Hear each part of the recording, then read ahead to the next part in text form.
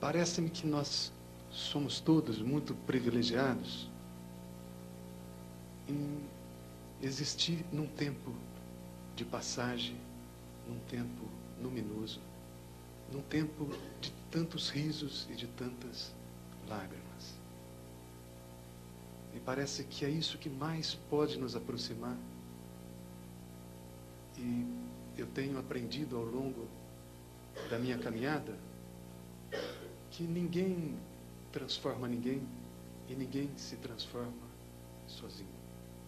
Nós nos transformamos no encontro.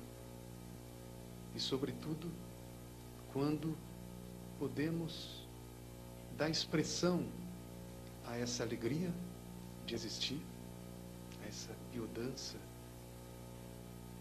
do universo, porém, ao mesmo tempo, ter um coração suficientemente sensível para também chorar. Nós vivemos uma crise abençoada. É uma crise que nos desperta. Vocês sabem, graças a Deus e graças à dor, a crise tem uma dimensão instrutiva e é sempre uma oportunidade de aprendizagem, de evolução, de crescimento. Então, somos também muito privilegiados, porque essa é uma grande crise, talvez uma crise sem precedentes na história da humanidade conhecida. Eu não sei se você tem agradecido todos os dias por existir nesse momento. É um momento de passagem. E aquilo que para algumas pessoas distraídas é a morte da lagarta, para as pessoas mais atentas é o nascimento da borboleta. E é por isso que eu gosto de denominar essa crise de crise da crisálida. E como diz um grande amigo e mestre, Jean Villelu, não é esmagando a lagarta que faremos nascer a borboleta. Nós somos transeuntes, passageiros de um tempo de transmutação. Transmutação consciencial. Transmutação dos nossos valores, dos nossos conceitos e das nossas atitudes. E todos nós somos convocados para ser aquilo que nós somos. Todos somos líderes natos. Todas as pessoas que eu conheci na minha existência, todas foram e são líderes. Pessoas que me chegavam, às vezes com rótulos, esses rótulos que não servem para nada, esquizofrenia. Essas, então, eu costumo dizer que nem todo mundo tem competência para enlouquecer. São as pessoas mais sensíveis. São as pessoas que sentem no seu coração, na sua alma, as contradições familiares, sociais, planetárias. São pessoas que sentem, e por sentir muito, muitas vezes naufragam, porque não tem escuta. Nós vivemos um tempo absurdo, onde nós perdemos a escuta. Eu gosto de lembrar de uma passagem recente. Alguém perguntou a um índio de 101 anos, um xamã, um pajé americano: o que você faz? E ele disse: eu ensino o meu povo. O que você ensina? Ele respondeu 4 coisas. Primeiro, a escutar. Segundo, que tudo está ligado com tudo. Terceiro, tudo está em transformação. Quarto, a terra não é nossa, nós é quem somos a terra. Tudo começa pela escuta. Se você não tem escuta, a crise, o que é a crise? É um azar. E você vai sucumbir. Porque a única crise intolerável é aquela que você não tem nenhum sentido para dar. É aquela que você não interpretou. E para interpretar é preciso de ter uma escuta. Quando Salomão podia ter pedido tudo, ele pediu um coração que escuta. E tudo mais lhe foi acrescentado. Eu ensino meu povo a escutar. As escolas deixaram de ensinar os alunos, os aprendizes a escutar. Isso é triste nesses tempos sombrios que nós vivemos. Talvez esse seja o lado, pelo menos, que mais me leva a me indignar e também a chorar. Saber que um pé de alface em qualquer horta é melhor tratado do que os meus filhos, os seus filhos estão sendo tratados nas escolas. Porque você pode imaginar um horticultor exigindo de todos os seus organismos vegetais o mesmo desempenho? Você pode imaginar um horticultor comparar um tomate com um pepino e desejar que um seja como o outro, apresente o mesmo resultado? Vocês podem imaginar um jardineiro exigir de todos os organismos da biodiversidade de um jardim o mesmo currículo? Isso não é absurdo? Vocês percebem onde nós jogamos na lata de lixo nosso potencial inato de liderança, de maestria?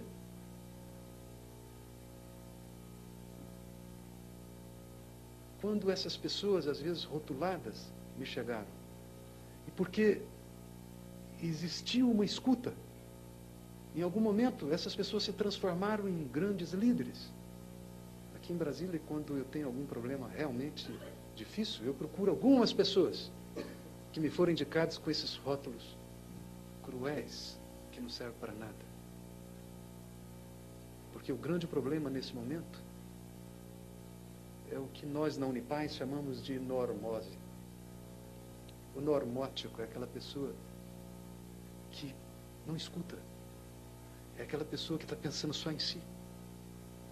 É aquela pessoa que não se dá conta que tudo está ligado com tudo. Que para diante de um semáforo e vem aquele bando de crianças perdidas. E eles acham, os normóticos acham que não tem nada a ver com eles. Os adolescentes matam no dia do índio, agora comemoramos o triste aniversário desse Marte. No final de madrugada, nossos filhos não eram bandidos, olhem, não são psicopatas, são nossos filhos.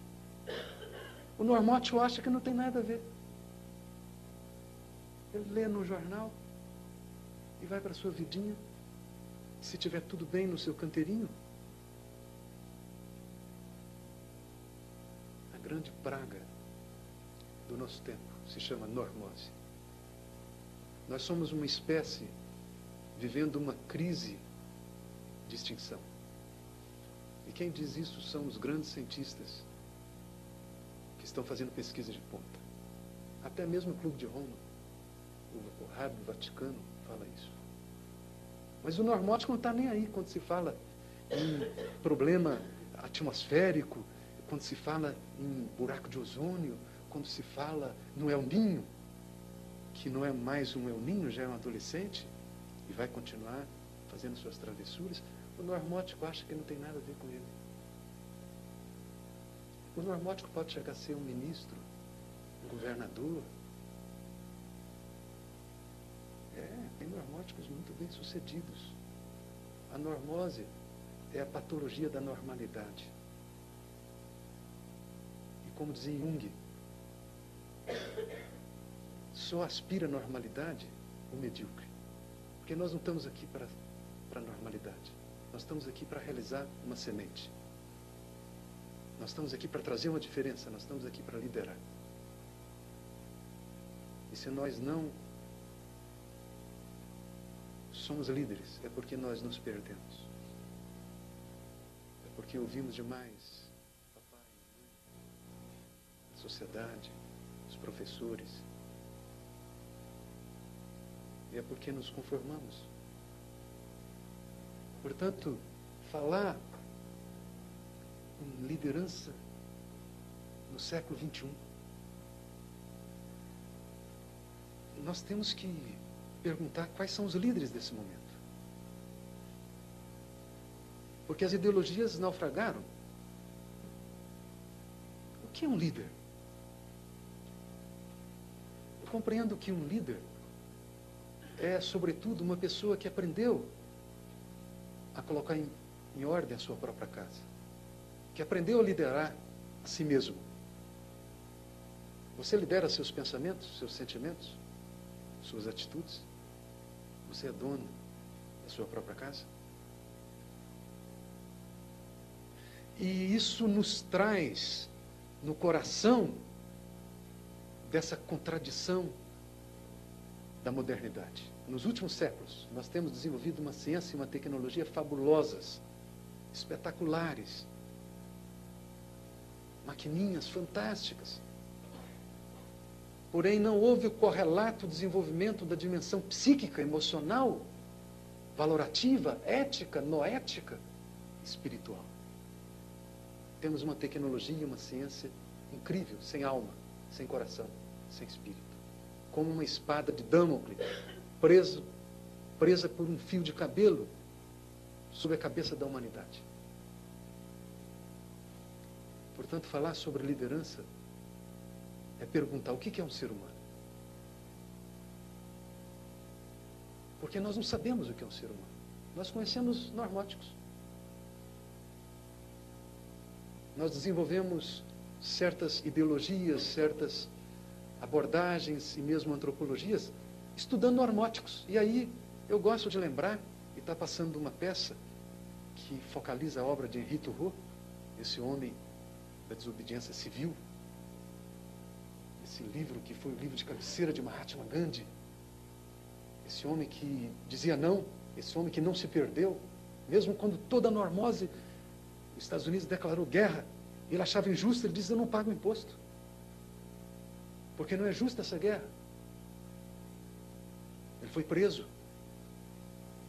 Quem quer fugir do destino de ser máquina, de ser normótico, tem que correr risco. E num momento feliz, Henri Thoreau dizia, um justo, no meio dos seus muitos vizinhos, já é a maioria de um.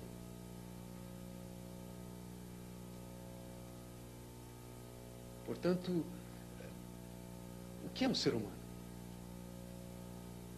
Eu não sei se você já conheceu um ser humano pleno, um ser humano inteiro, verdadeiro. Eu receio ter que dizer que o ser humano, nesse momento, é uma grande utopia. Não no sentido do irrealizável, no sentido do irrealizado, o ainda não realizado, aquilo para o qual não há espaço. Disse o mestre, aos 15 anos, orientei meu coração para aprender. Aos 30, eu plantei meus pés firmemente no chão. Aos 40, não mais sofria de perplexidade. Aos 50, eu sabia quais eram os preceitos do céu. Aos 60, eu os ouvia com ouvidos dóceis. Aos 70, eu podia seguir as indicações do meu próprio coração, porque o que eu desejava não mais excedia as fronteiras da justiça. Nos dizia Confúcio há 2.600 anos. Ele sabia o que era um ser humano. O mesmo que os terapeutas, esses que nós lembramos na Unipaz, fundamos um colégio internacional dos terapeutas, os terapeutas da Alexandria, eles diziam, troca-se. Você troca de roupa em 2 minutos, leva-se uma existência inteira para trocar de coração. O que é um ser humano? O ser humano é uma promessa. Os antigos diziam que o ser humano ainda não nasceu. Nós somos uma possibilidade. O ser humano é um impossível. Se nós investirmos na dimensão do coração, na dimensão da alma, poderemos nos tornar seres humanos, plenos. Porém, temos feito isso. Quando é que eu inclinei meu coração para aprender? Aprender quem sou eu? e comprar uma briga. Nadar contra a correnteza muitas vezes. Porém, quando você se coloca no seu caminho, que é o caminho da sua promessa, o caminho com o coração, então o mistério conspira por você. E você evolui de uma existência perdida, alienada, para uma existência escolhida, ofertada. Portanto, essa é uma grande pergunta. O que é um ser humano? E antes de falar sobre a questão específica da liderança, eu gostaria de fazer uns traços, a título de indicação, e me inspirando nesse grande irmão que é Jean Villelu, o mentor do Colégio Internacional dos Terapeutas, para falar de algumas visões do ser humano. Nós não poderemos nunca saber o que é liderança, nem o que é educação, nem o que é saúde, se nós não esclarecermos os nossos pressupostos antropológicos, ou seja, a visão que eu tenho do ser humano. Porque é a partir dessa visão que eu vou dizer o que é saúde e o que é patologia. O que é uma liderança efetiva, o que é excelência humana e o que é a miséria humana. Porque até onde eu posso enxergar, tem 3 tipos de seres humanos. Aqueles que nascem e morrem piores do que nasceram, são os degenerados. Aqueles que nascem e morrem como nasceram, são os que mantiveram a saúde. E há aqueles que nascem e se tornam quem eles são. Assim como uma flor se torna uma flor. Assim como uma mangueira se torna uma mangueira. Quando perguntaram para um Krishnamurti, que foi um ser humano, ele foi um ser humano pleno. Por que você ensina? E ele respondeu, porque um pássaro canta. Eu gosto muito da provocação e sempre lembro do Abraham Maslow, um dos pais da psicologia humanística. Ele dizia, num certo sentido, apenas os santos são a humanidade. O resto não deu certo. Quer saber o que é um ser humano? Estude os santos, não apenas da tradição católica, não, da tradição hindu, taoísta, xamanística, da tradição sufi. Todas as tradições, e os agnósticos também. Santos sem tradição, tem. É preciso estudar seres humanos que deram certo. E aí eu me lembro sempre dessas palavras de Teresa de Calcutá. Santidade não é um privilégio de poucos, é uma necessidade de cada um de nós. Eu digo mais, nesse momento é uma obrigação de cada um de nós. Não é um privilégio de poucos, é uma necessidade de cada um de nós. Eu digo mais, nesse momento é uma obrigação de cada um de nós. Porque há aquilo que é a projeção do nosso potencial em algumas pessoas. O que os antigos, e o próprio Maslow chamou de complexo de Jonas, que o Jean Villelu interpreta tão bem no seu livro Caminhos da Realização. Jonas, em hebraico, é Iona, a pomba das asas cortadas. Jonas é esse ser que nos habita e que tem medo de ser quem ele é. E tem medo de atender o chamado. Vocês sabem a história. Os antigos estudavam os personagens das Escrituras, não apenas na sua dimensão histórica, como grandes imagens, imagens estruturantes da nossa psique, da nossa existência, arquétipos, diria Jung. E me parece que Jonas é um arquétipo que precisamos estudar quando queremos falar sobre liderança. Porque ele nos indica sobre o nosso desejo inconsciente da normose. Como nós gostamos de uma normose. E como resistimos a investir no nosso potencial máximo. Jonas é aquele que foi chamado um dia, meu filho, desperta, vai para Nínive. Lá as crianças estão matando crianças. Crianças matam, jovens matam pessoas dormindo em madrugadas. Pais não estão nem aí com relação à juventude. Todo mundo está pensando só em si. Vai para Nínive, lá. A velhacaria é consagrada. Os velhacos são aqueles que têm sucesso. Uma pessoa pura, uma pessoa inocente, Nínive. Se falar no meio político, por exemplo, vai ser ridicularizado. Uma pessoa honesta, pura, de bons sentimentos, tem que ser esperto, tem que ser velhaco. Jonas, vai para Nínive. Porque lá, um jovem, se quiser demonstrar que tem um coração bom, se quiser ser bondoso, generoso, vai ser ridicularizado, tem que dar porrada. Jonas, vai para Nínive, porque esse povo está perdido. E 40 dias mais, e não haverá mais Nínive. Vocês notam que essa é uma palavra muito atual. E Jonas foi para Nínive? Não, ele pegou um barco. Mas foi para um local de férias. Isso mostra como nós temos uma tendência. Primeiro, há uma consciência interna que nos desperta, que nos coloca de pé. Pode ser uma crise, pode ser um terremoto, pode ser uma perda. Mas há um momento em que você fica de pé. Porém,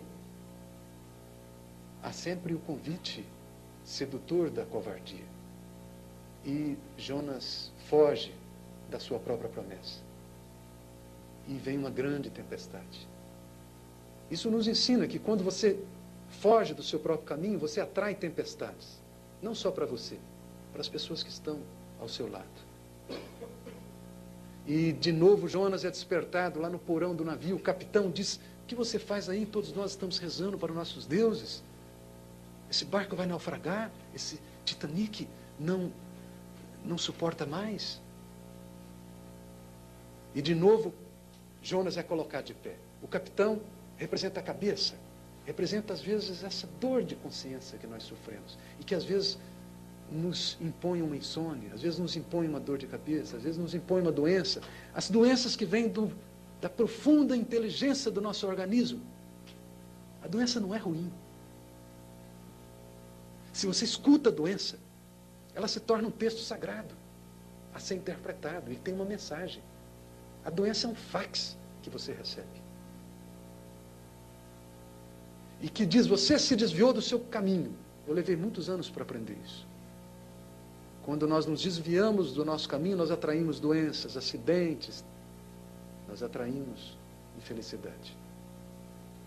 Mas nós vivemos num momento tão perdido em que dizemos: tomou Doril. Não interpretamos. O telefone continua tocando. E às vezes é tarde demais. Portanto, Jonas foi colocado de pé. E aí é um homem sincero. Jonas, ele é um fujão. Porém, ele é um homem sincero. Ele me lembra um pouco a Marcayan, que inicia o Rubaiá dizendo: todos sabem que meus lábios nunca proferiram uma oração. Todos sabem que eu nunca menti sobre os meus pecados. Se há uma justiça ou uma misericórdia, eu desconheço. Mas delas não me desespero, porque sempre fui um homem sincero. Quem pode dizer isso? Jonas foi sincero e disse: eu sou a contradição. Eu estou fugindo do meu Deus, eu estou fugindo da minha palavra, eu estou fugindo da minha voz mais profunda. Pode me atirar no oceano, que a tempestade vai amainar. Mas os homens eram homens generosos. Eles primeiro tiraram a sorte, e a sorte apontou para Jonas. O que é sorte? É o que Jung chama de sincronicidade. Mas os antigos chamavam de sinais. Eles ouviam o trovão, eles ouviam a coruja que pia, eles ouviam a pedra no meio do caminho, porque eles sabiam que eles faziam parte do universo. Eles não eram destacados do universo. E nós perdemos essa orientação. Somos pobres diabos jogados no mundo sem sentido. É isso que o normótico crê de si mesmo. Portanto, Jonas mergulha no oceano. Esse é um outro ensinamento muito importante. Como dizia um grande mestre Arcade, diante da Inquisição, ele dizia: eu posso me enganar, mas eu não posso mais mentir. Eu posso me enganar, mas eu não posso mais mentir. Há um momento em que você não pode mais mentir. Você vai sofrer tanto, você vai atrair tanta tempestade, que você vai resolver mergulhar. Mais cedo ou mais tarde. Um dia nós mergulhamos no poço. E aí Jonas terminou no ventre do grande peixe. E lá ele de novo diz: eu vou para a minha batalha. Eu juro de novo. Eu faço solene promessa. Essa história prossegue. Não é o meu objetivo dissecar hermeneuticamente. Porém, esses textos são muito antigos e são muito atuais, são muito contemporâneos. Eu gostaria apenas de ilustrar um pouco, através de alguns riscos, esse oceano onde Jonas mergulhou, que é esse poço que podemos chamar de ser humano. E aí eu precisaria ir até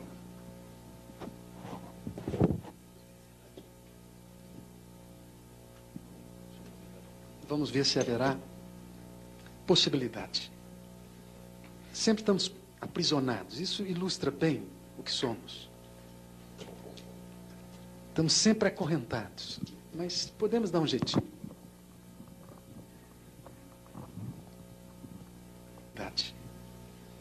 Sempre estamos aprisionados. Isso ilustra bem o que pode a ciência com relação a isso. Bom, então há aqueles que colocam outro risco. E diz que nós somos matéria sim, mas não somos qualquer matéria. Nós somos uma matéria informada, animada. Temos uma alma ou psique. Psique, alma. Seja, mente e emoções. Trata-se então de desenvolver a dimensão psíquica. Hoje já se fala em inteligência emocional. Felizmente já está se falando nisso. Porque no nosso sistema clássico, uma pessoa pode chegar a ser um pós-doutor e analfabeto emocional. Um bárbaro da vida da alma. Isso tem trazido grandes consequências. E consequências bastante graves. A ponto de Oppenheimer, quando presenciou, estarrecido, as consequências dos seus estudos, a bomba atômica explodindo em Nagasaki, Hiroshima, e a nossa consciência, ele dizia: o pior perigo da humanidade é o cientista alienado. Essa é uma dimensão da alma. Eu digo, a alma é o melhor negócio. O que adianta você ganhar o mundo inteiro se você perdeu quem você é? Veja que essas palavras, elas são antigas. Porém, onde nós aprendemos a desenvolver a psique? Onde há desenvolvimento emocional nas escolas?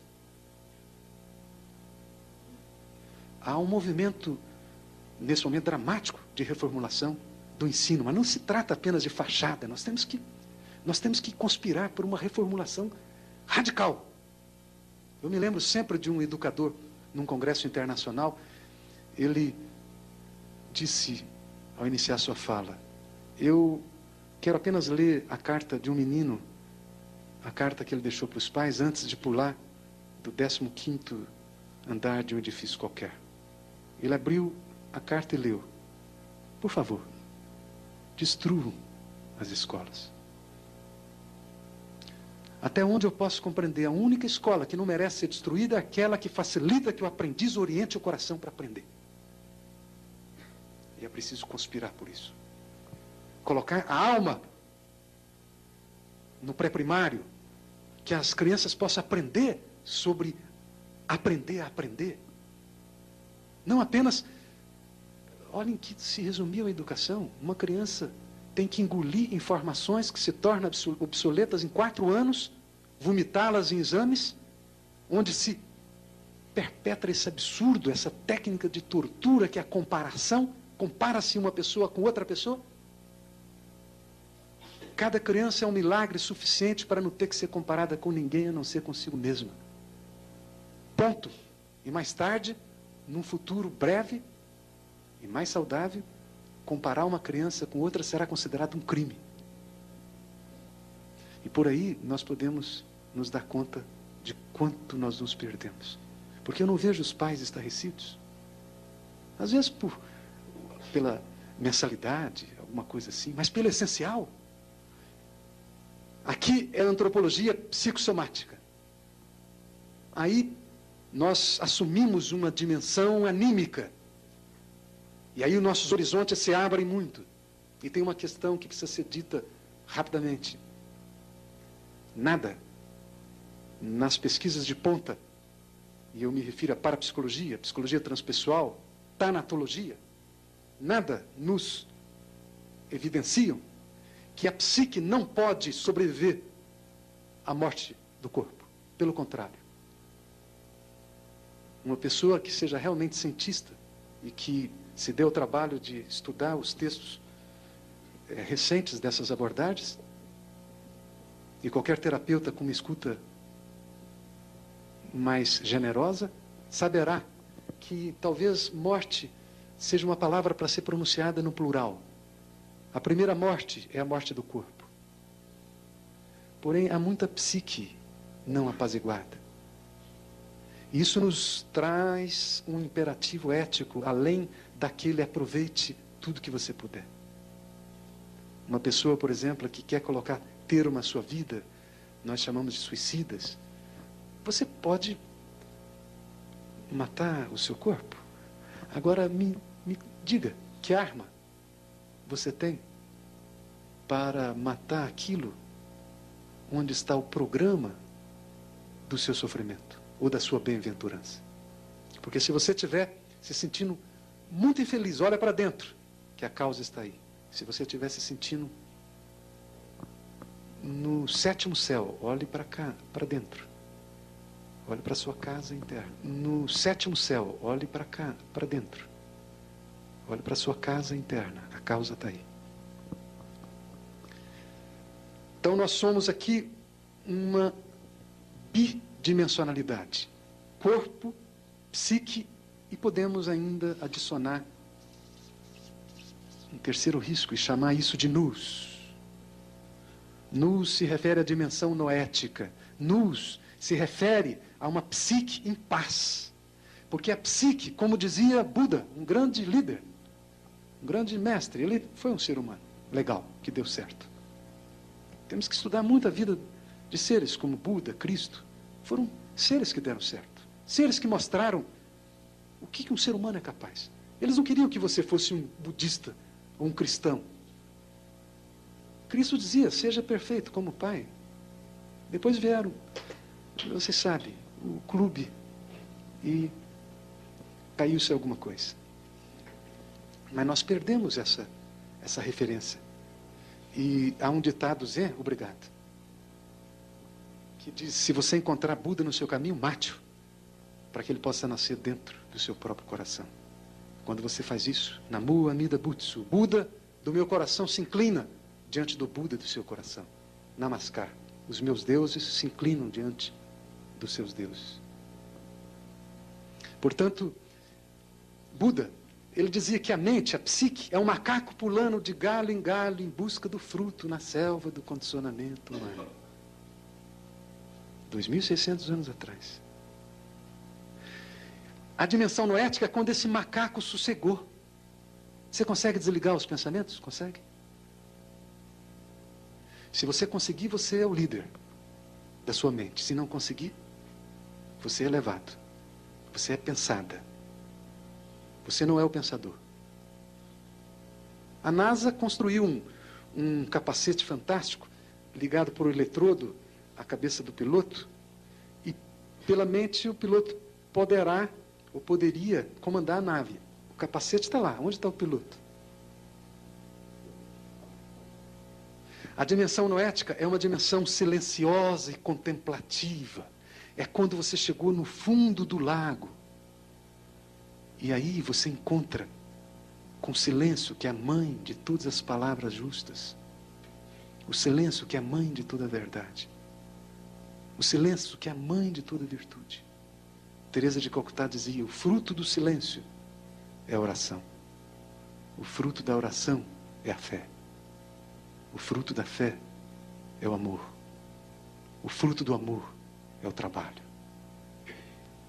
Tudo começa pelo silêncio e termina com aquilo que o companheiro Leonardo Boff diz: a mística dos olhos abertos e das mãos operosas. Portanto, nós temos tecnologias milenares que vêm das tradições sapienciais. Nós temos holoprax, yoga, a oração, que hoje é estudado, já foi evidenciado os efeitos da oração. Todas as grandes tradições tribais, por exemplo, prescrevem a oração. A oração, nesse sentido universal, é você ter uma intenção sagrada. Qual é a sua intenção sagrada? Para quem que você se levantou essa manhã? Para que você se coloca de pé? Ter essa intenção sagrada. Portanto, você vai encontrar isso no sufismo, as danças do Derviche, você vai encontrar isso nas diversas modalidades meditativas do budismo, do cristianismo exicarte, sobretudo, o cristianismo ortodoxo.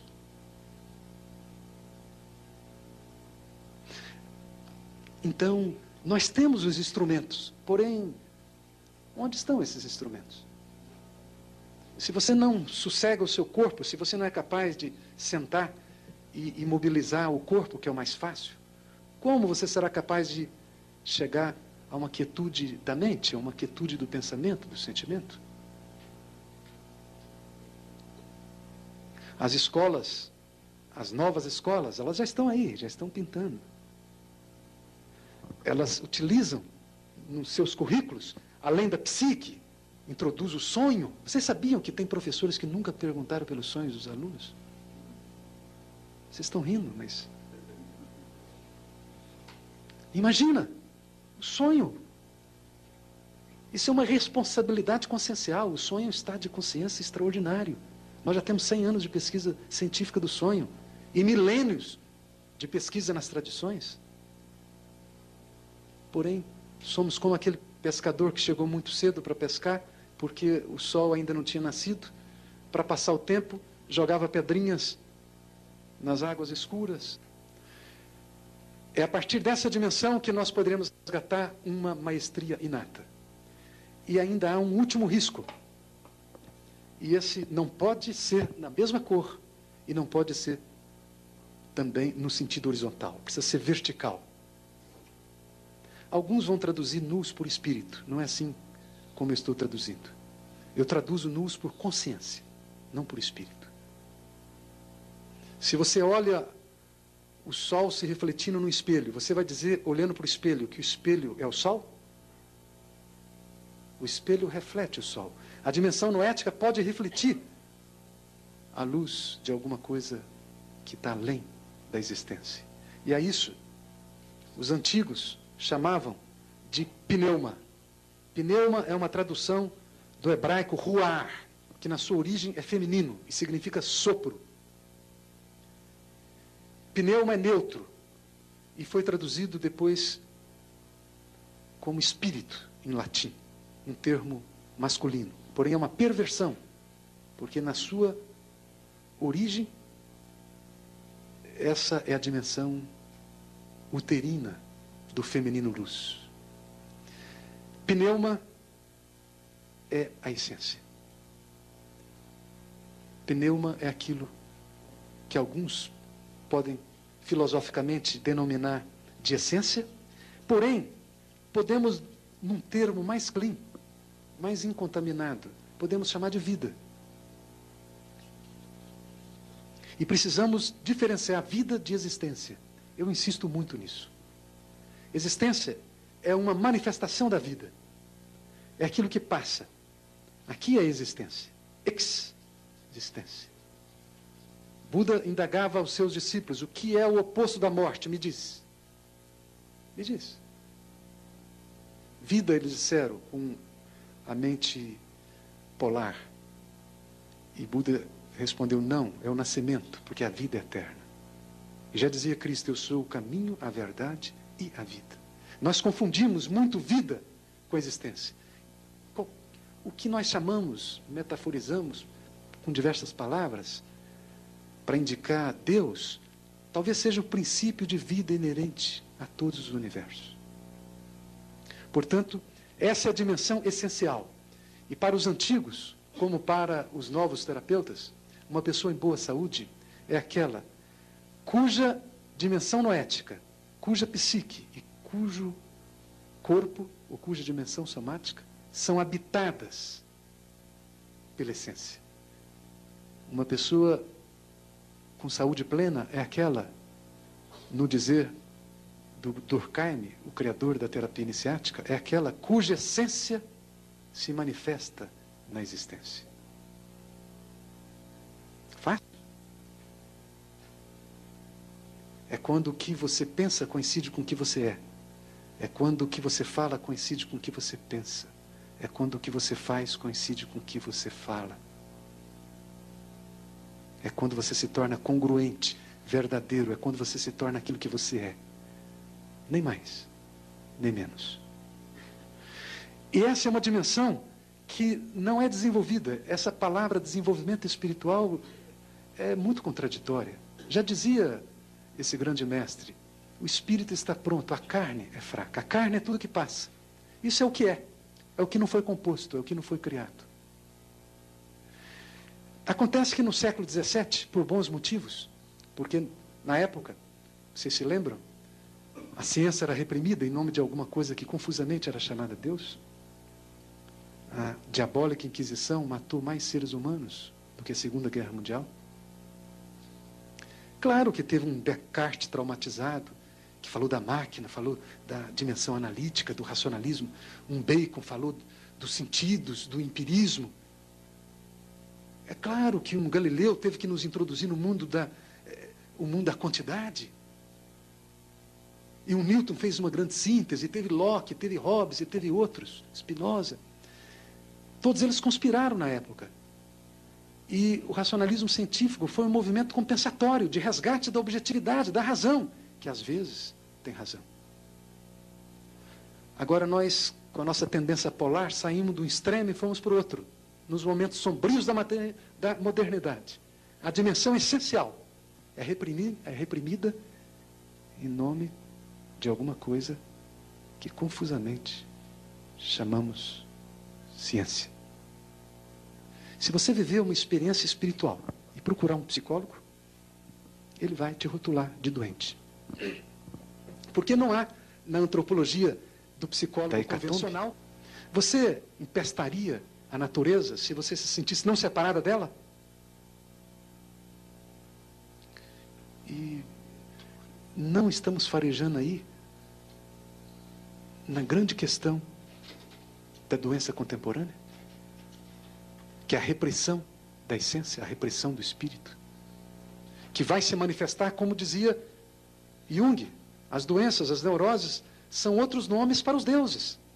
Vai se manifestar em mania, depressão, vai se manifestar por pânico. Todas as pessoas que me procuraram com pânico eram pessoas abertas com o inconsciente coletivo. Como nós estamos vivendo uma crise de quase extinção da espécie.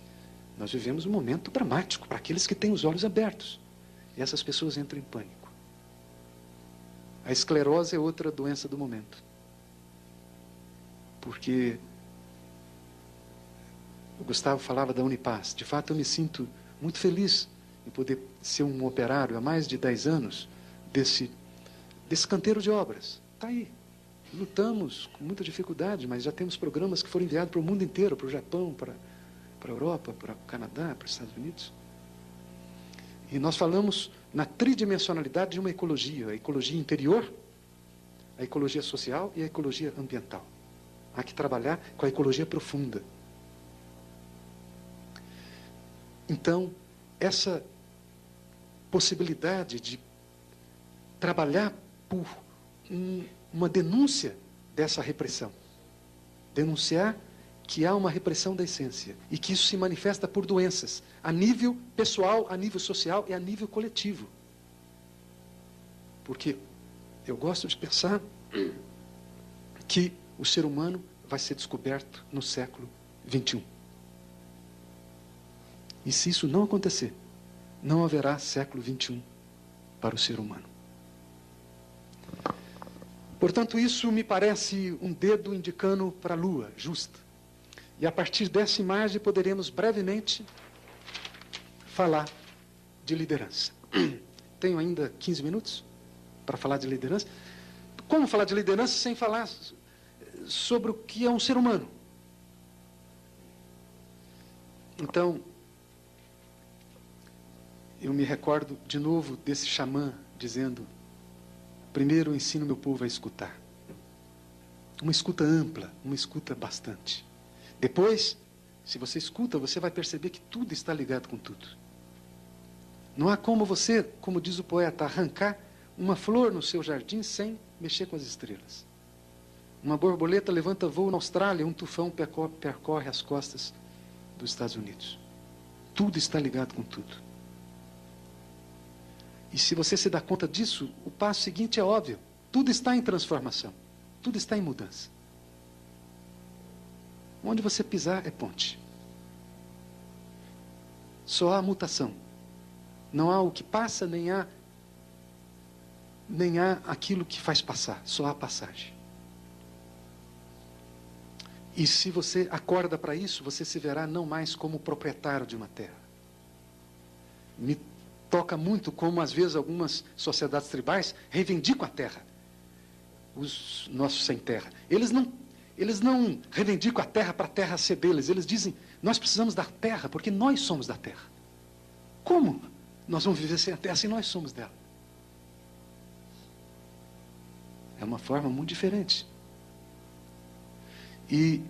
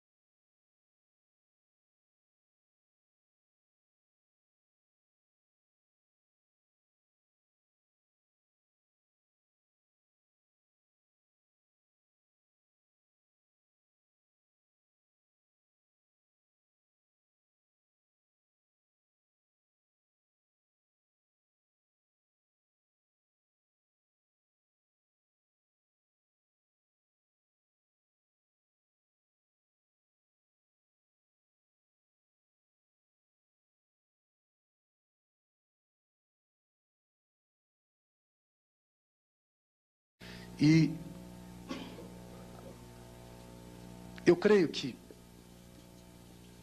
há 3 estágios na nossa evolução natural para realizar a semente de maestria em cada um de nós. O primeiro estágio podemos chamar de líder, mas eu vou colocar entre aspas, líder centrado na teoria, na ideologia ou na técnica. E eu diria que essa é a infância do nosso processo de amadurecer a nossa própria semente. Porque, para não partir do ensaio e erro, precisamos estudar os antigos, os que nos antecederam. Então, nós aprendemos técnicas, teorias e nos centramos para nos trazer um pouco de segurança nas nossas incertezas. Nos centramos nas verdades que não são nossas e fazemos como aquele boiadeiro que o Dhammapada expõe, o boiadeiro que só conta o gado alheio.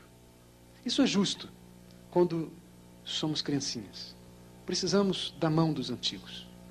Como aquela pessoa que está caminhando e no seu caminho se depara com um rio, há uma canoa, ele desconhece a profundidade, as ondas. O que você acha que é o sensato? O justo? Ele utiliza a canoa ou vai nadando? Utiliza a canoa. Não foi ele que construiu, mas está ali, disponível. Agora, quando você termina a travessia do rio da insegurança, da imaturidade. Imagina aquela pessoa que olha para a canoa e diz: sem essa canoa não sou ninguém. Coloca a canoa em cima da cabeça e continua. Isso é o líder centrado na teoria e na técnica. E é isso que nos traz esse drama, que é o da esclerose. Eu venho estudando há muito tempo a esclerose. E participando da Universidade da Paz, também venho me perguntando há muitos anos, o que é paz? Terceira Universidade da Paz do mundo. Aqui, porque decreto governamental. Ali, Grande do IP. Vamos lá visitar. Nós temos programas para facilitação de liderança, a formação holística de base, até trouxe alguns prospectos. Temos formação holística de jovens. Então, o que é o oposto à paz? Me diz, o que é o oposto à paz? Me diz, o primeiro que vem à sua mente. O primeiro que vem é conflito, é guerra. Se você busca a tradição, por exemplo, dos antigos chineses, você então vai se deparar com esse tratado sapiencial, contido apenas em 6 riscos. Eles dizem, esse hexagrama, não vou entrar em detalhes, isso aqui é paz. É o céu sustentando a terra, é o masculino sustentando o feminino, ponto. Isso é paz. O oposto da paz? Ora, o oposto da paz é isso. E a isso eles não chamam de guerra, eles chamam de estagnação.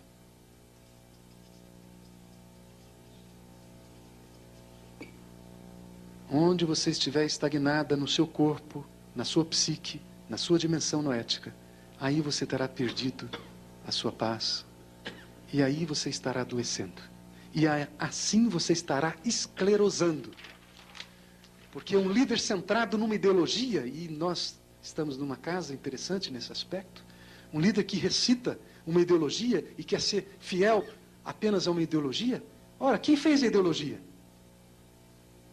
São líderes muito restritos. Porque eles ficam seguindo uma trilha. Morre o Criador, vegeta a criatura. Não inova, não há criatividade. Tudo está mudando, e se você não atualiza seus conceitos?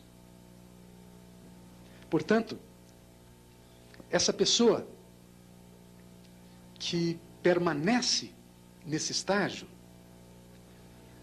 vive aquilo que na tradição grega é indicado como a cama do Procusto. O Procusto era muito hospitaleiro. Porém, a cama que ele te oferecia, se você fosse maior, para você se adaptar à cama, ele cortava suas pernas, naturalmente. Se você fosse menor, ele te espichava.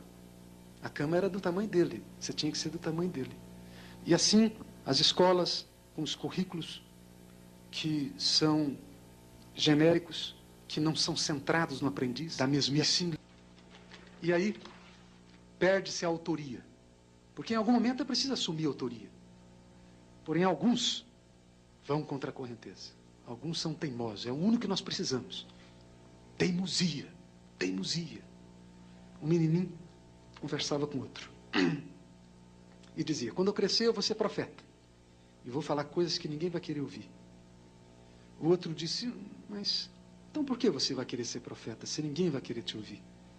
E o primeiro respondeu, é que nós, os profetas, somos muito teimosos. Sem teimosia você não vira essa página, não. É preciso disciplina. Porém, se você virar, você entra numa outra qualidade de liderança. É o líder centrado na pessoa, ou no problema, ou no aqui e agora, situacional. Esse é um líder que está disposto a jogar fora as suas tecnologias, suas metodologias na lata de lixo, se isso estiver interferindo na relação dele com a realidade viva, que não tem endereço certo. A realidade é sempre mutante. Para você estar afinado com a realidade, você precisa ser mutante. Esse líder, ele já ilumina um auditório. Um grande profeta desse tipo de liderança foi Carl Rogers. que partia do princípio que todo ser humano tem uma tendência de autodesenvolvimento, de autorrealização, de autorregulação. Basta que haja um terreno fértil. E aqui que se coloca uma palavra nova, que é o facilitador. Você facilita através de propiciar um terreno fértil que cada um se torne quem é. Muito bem. Durante muito tempo eu postulei essa abordagem. Porém, há um momento em que, se você olhar bem para os olhos de um ser humano, e se você abrir ainda mais a sua escuta, você vai se dar conta que um ser humano é mais do que um ser humano. E eu me lembro como me tocou encerrar um congresso recente na Universidade de Lisboa, e eu me lembrei, e era um congresso científico, eu me lembrava do Uriel Anguera, um filósofo espanhol, que foi convidado para encerrar um congresso de cibernética. Depois de uma semana discutindo sobre processos mecânicos, sobre toda essa racionalidade das máquinas, Uriel Anguera levantou a palavra e disse: eu vim aqui para falar de uma trinidade diabólica. Primeiro veio Darwin e nos ligou a um macaco. Depois veio Pavlov e nos ligou a um cão. Então veio Freud e nos ligou a um falo. E como os três mosqueteiros não eram três, eram quatro, veio Norbert Wiener e nos ligou a uma máquina. E eu estou aqui para dizer que pelo menos 1% do homem é Deus. Esse 1% metafórico aponta para o mistério. Se você olhar bem para um ser humano e se você de fato escutá-lo, em algum momento você vai se encontrar com o mistério. Em algum momento você vai encontrar aquelas palavras de Charles Chardin. O homem é o sacerdote da criação. É o espaço onde o próprio universo pode aprender a se conhecer. Pode aprender a se amar. Portanto, é preciso virar essa página também. E muito se caminhou para chegar aqui. É um itinerário de realização que começa sempre com o primeiro passo. Inclinar o coração para aprender.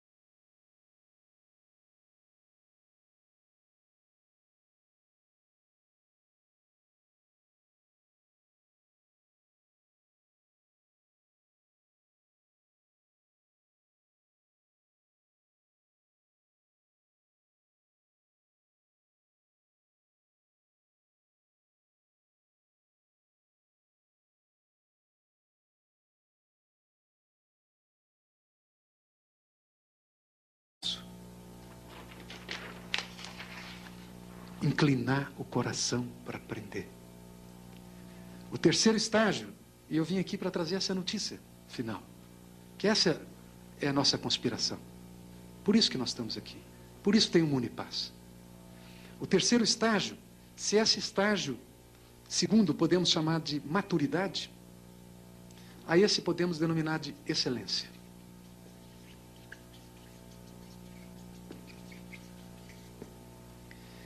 E é o líder holocentrado.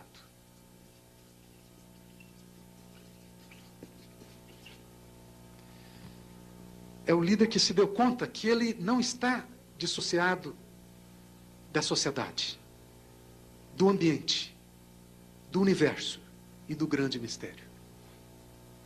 É um líder que escuta sincronicidades.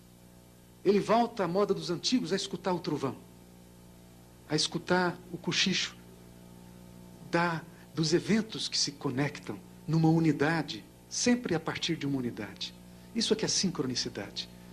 é o que Jung, juntamente com um representante da física quântica, chamava de conexões nervosas, conexões acausais, conexões não causais. Alguns vão chamar de transcausais. O que é sincronicidade? Uma coincidência significativa. Nós vivemos numa unidade de eventos. Nós não estamos separados dessas cadeiras, dos seres humanos aqui, dessas maquininhas, do que nos rodeia. Portanto, quando você faz uma pergunta, você pode acionar uma resposta implícita do mistério, da totalidade. Isso é sincronicidade. Isso é defendido dentro de uma reflexão científica. É um líder que, numa só palavra, eu diria ligado. Ele está ligado à tomada universal. É um líder que despertou para essa não dualidade. É um líder que conectou os seus dois hemisférios. O hemisfério racional, científico, tecnológico, com o hemisfério poético, místico, da comunhão. O hemisfério analítico, o hemisfério sintético. O hemisfério esquerdo, o hemisfério direito. As duas asas, as duas pernas que um ser humano necessita para empreender uma viagem com o coração. É um líder que se posicionou naquilo que hoje, na neurociência, é chamado de corpo caloso. A holística não é nem analítica e nem sintética. A holística não é nem científica e nem espiritual. A holística implica uma comunhão, uma sinergia entre essas duas naturezas e duas formas de apreensão do real. Como diz Capra, a ciência não precisa da espiritualidade. Ela tem seu caminho próprio. É o caminho analítico. A espiritualidade não precisa da ciência. Ela tem seu caminho próprio. É o caminho sintético, intuitivo. O ser humano precisa de ambos. O corpo caloso, que eu gosto de metaforizar como o chifre de unicórnio. O chifre do unicórnio. Ou a terceira visão. Portanto, esse é um líder na sua excelência. É um líder que ousou resgatar as suas asas, sem perder as suas raízes. É um líder que pode dizer com o poeta: goza a euforia do voo do anjo perdido em ti. Não indague se nossas estradas, tempo e vento desabam no abismo, que sabes tudo o fim. Se temes que teu mistério seja uma noite, encha-o de estrelas. Se pressentires que amanhã estarás muda, esgota como um pássaro as canções que tens na garganta. Canta, canta. Talvez as canções adormecerão a fera que espera devorar o pássaro. Desde que nasceste não és mais que um voo da terra rumo ao céu. Que importa o rumo? Voa e canta enquanto resistirem as asas. Minote del Picchia. Portanto, era isso que eu queria trazer como a essência dessa mensagem. É que nós temos um líder. Porém, esse líder, o líder de todos os líderes, o guruzão, é a essência. E é quando você se deixa guiar por essa essência, é quando você se faz um líder na sua excelência. Você poderá assumir a autoria dos seus passos. Não será mais uma folha levada ao vento. E esse